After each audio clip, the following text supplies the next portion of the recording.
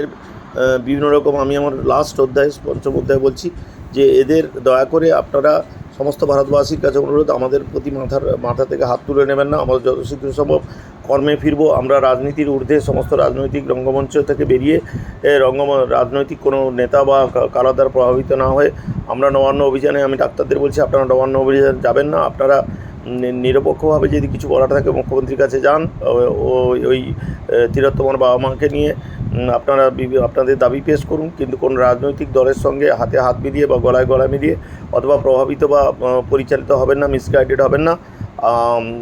Self help, আমরা বুদ্ধিজীবী সম্প্রদায়, আমরা one of the most intelligent part of the society.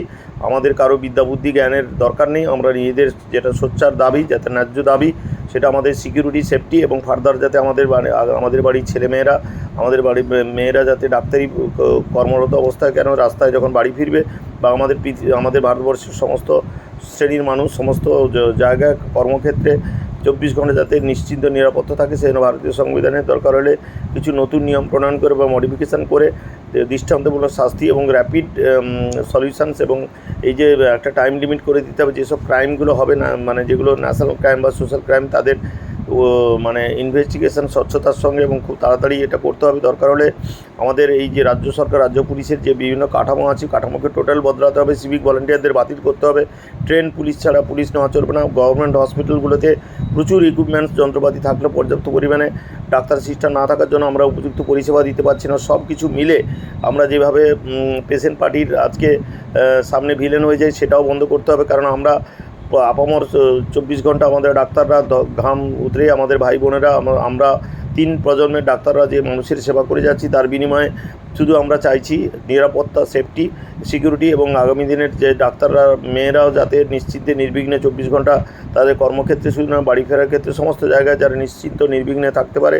Safety and security চাই। সেখানে কোনো পুলিশি মদত ছাড়াও যেখানে একটা নিরপেক্ষ মাধ্যমে একটা মানে অদ্ভুত, মানে একটা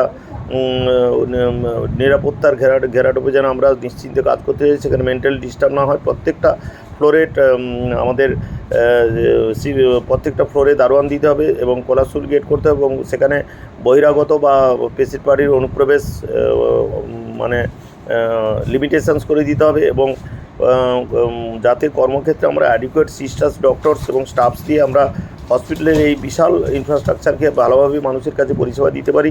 সেটাও আমি মুখ্যমন্ত্রী তথা স্বাস্থ্যমন্ত্রী এবং কাছে বিনম্র নিবেদন যে আপনি কাইন্ডলি এই প্রতিবাদ মঞ্চে এসে আমাদের সঙ্গে গলায় গলা মিলিয়ে, হাতে হাত মিলিয়ে, কোমর দুলিয়ে নেচে গান গেয়ে আপনি দরকার হলে আমাদের উৎসাহিত করুন।